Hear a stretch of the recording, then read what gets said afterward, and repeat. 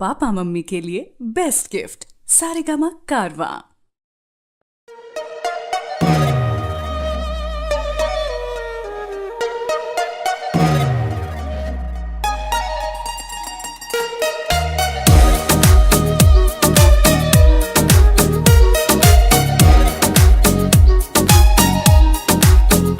तोहर शॉट है dress impress दिल हमार करेला।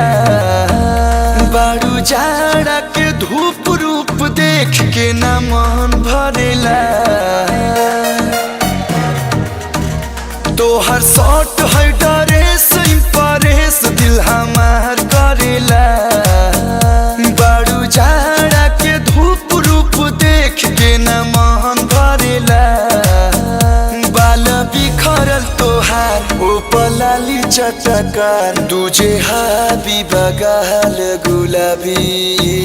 तोहर कातिल बा फिगर हरे पतली कमर खोले खाती दे द दिलवा के चाबी। तोहर अखिया भइल बा शराबी। तोहर कातिल बा फिगर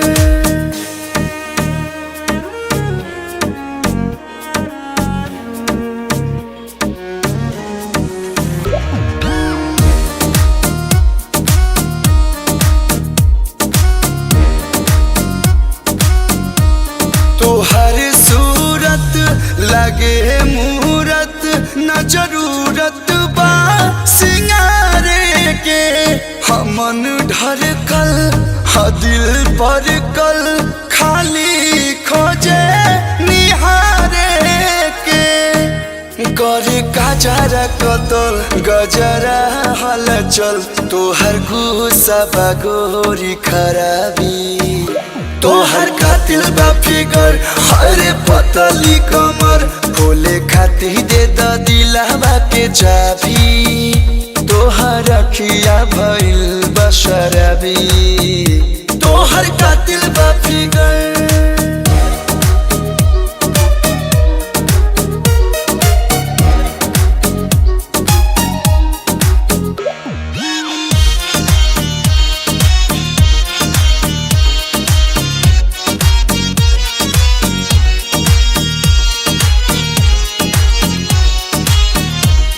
करे घायल तोहर पायल प्रियांशु प्रिंस के दिलावा हो। कहे कलुआ बांधिल पलुआ न कोनो बात गिलावा हो। तोहर सीन दिल के सोर दिल का छोटेला मोर नखरा लखनऊआ नवाबी। तोहर कातिल बा फिगर हरे पतली कमर खोले खाती दे द दिलवा के चाबी। तोहर अखिया भइल बा शराबी। तोहर कातिल बा फिगर